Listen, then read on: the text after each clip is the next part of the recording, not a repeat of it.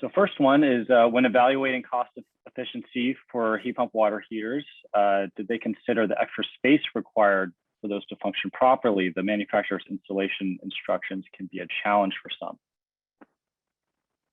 That is indeed true. We did not add any cost for moving the water heater, no. We included the cost for all of the wiring and closing the flue and things like that, but we did not talk about moving it. Great. Unless no one wants to jump in, I'll go to the next one. Could we include a requirement on all types of ADU to update some or all gas appliances in the main house? This one's interesting because we do want to encourage ADU development as part of our housing, but I'm curious what the panel thinks.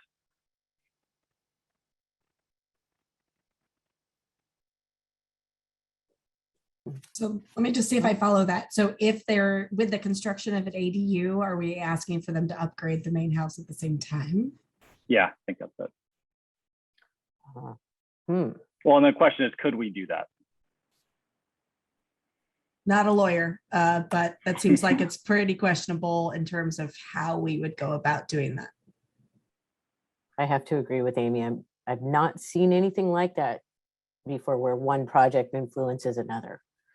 But doesn't mean you can't. We'd have to find out. It does seem questionable, though. Yeah, I think it's going to come down to the local kind of preferences too, and what's the will locally to do that, because there are some provisions in the code that say you're remodeling a kitchen, but your toilets are out of compliance. You technically should replace your toilets with the low flow toilets, even though they're not in the scope of work. But locally, that implementation is kind of up to the locals to do, and it can be a burden. So that can be a political battle.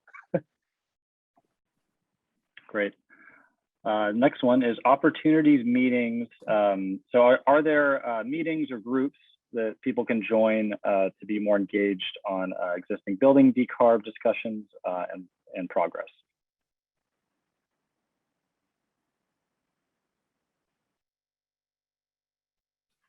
Yeah, I guess a broader question is just what and we have this canned up too, but what groups and listservs can the folks on the call should they be aware of if they want to keep informed? Well, there's not one centralized place at the moment, so that there's not a really short answer. Misti's monthly call is a really good place to get started, I would say.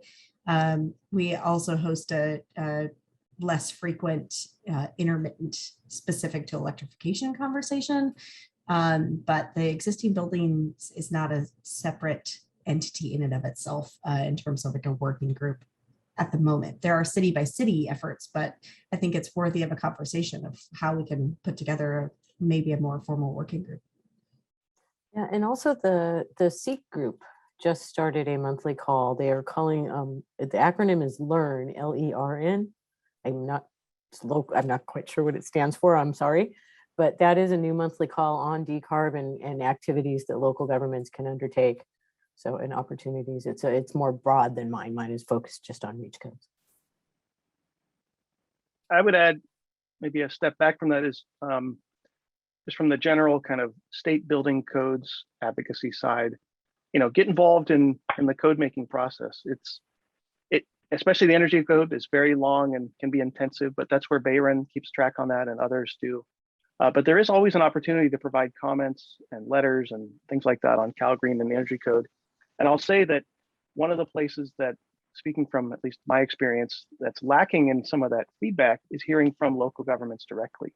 There's a lot of stakeholders and industry groups and trade groups and professionals that are advocating for things, but the local governments have a loud voice.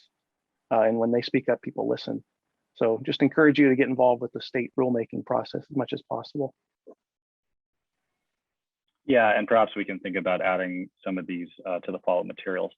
So next question, are there proposed provisions for emergency failure of water heating and HVAC equipment in replace on burnout ordinances?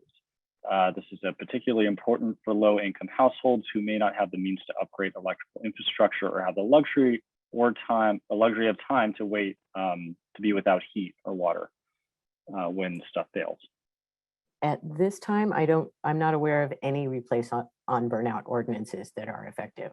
So, but they should have some provisions. If somebody is going to adopt an ordinance like that, we definitely need to have some provisions. It's not just for affordable housing, but also just in the marketplace and being able to get the equipment and all that kind of stuff. There are many complexities, for sure. And I'll just add that there's at least one contractor who carries around an extra one so that they can prepare you. So they'll install a working gas water heater while they work on upgrading you to your final product, which will be an electric one. And there's been discussion about entities that are moving forward with a replace on burnout, if that comes to pass, which again, it has yet to do so. Potentially having a stock that they could supply contractors with to allow for that same kind of transition time without downtime. That's great news. Solving that emergency replacement, I think, is key. Yeah, here's one directed to Wes. Is the requirement for light and heavy duty trucks at warehouses about getting away from idling trucks that use gas, or is it about making sure trucks have plenty of places to charge up? Yeah, good question. I think it's more about the latter, about getting infrastructure in place for trucks to charge up, but probably will be an anti-idling thing to begin with. And I just think, with all the actions happening federally and also at the state, investments in electrifying trucks and things, it's probably going to change quite a lot in the next 3 years. So I assume the code cycle after this will have some very different requirements. But this is the first shot at least putting in the infrastructure for whatever that future is in larger retail and shopping centers and things. Okay, I think we have time for 2 more. Is there a resource for finding the California jurisdictions that require LEED certification for public housing? That's probably a West question. Public housing, interesting. We do maintain a list of policies, although it's hard to keep them up to date, of course, things are always changing. And I will try to drop that in the chat, a link to our policy database. It may be hard to filter just by housing like that. Okay. So maybe one final question. Are there specific REACH codes that you would recommend jurisdictions to work on prior to the next code update? I would recommend working on looking at existing buildings, especially existing single family homes at this moment. It's not the best time to start a new construction process if you're not already in process, if you're looking at the current code. And the reason for that is it tends to take 6 to 9 months, sometimes more. And so by the time you would adopt something, you'd only have the ordinance in place for a couple of months before the new code cycle. On the existing side, there aren't too many changes to the code, and we're pretty sure that the existing analysis can go forward into 2022. And so we'll be writing a memo on that. And so if you are able to adopt something for existing, it should be relatively straightforward to re-adopt in that way. So that would be my recommendation. But start early, as I believe Andre was saying earlier. You do need to start as soon as we have some information for you, for sure. I would add, I think that's tremendously important. Existing buildings is where we need to cut carbon quickest. And I would just add the embodied carbon piece. Again, the Marin Carbon Code, it's an off the shelf. I mean, it's not perfect, but there's a lot of really good things in there that we can be replicating throughout the Bay Area. So that's a great one. Start tackling some of those heaviest embodied carbon materials. We're looking at it in Contra Costa County as part of the climate action plan, and that may lead into some requirements. And start on existing like civic projects first if you have to, before making them to public, to private. So that's always the kind of way to showcase leadership locally, is retrofit your own buildings, low carbon materials for your own, public works projects, recycled asphalt, whatever it takes, and then share that widely and get the private sector to take it on too.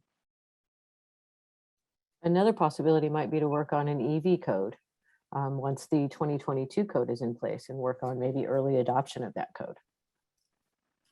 And that's a great point too. I mean, when the Calgreen code was being adopted, you should look at the comment letters were just tons and tons and tons, and coalition after coalition saying this is not enough, we need more, we're doing more locally. So that should not be seen as a ceiling, it should be seen as a floor from which to excel. Because I mean, Andre earlier from Cupertino showed like, this is where the EV market is, it's the Bay Area, right? So we need this infrastructure soon. Great. Amy, do you want to add anything? Maine, of course, but I can keep it brief. I don't think we can lose sight of new construction electrification.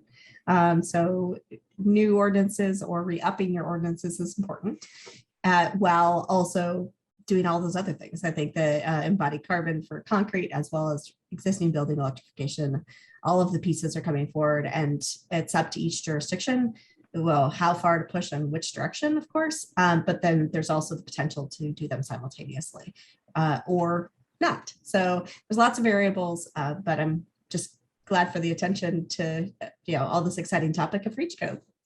Thanks for the question.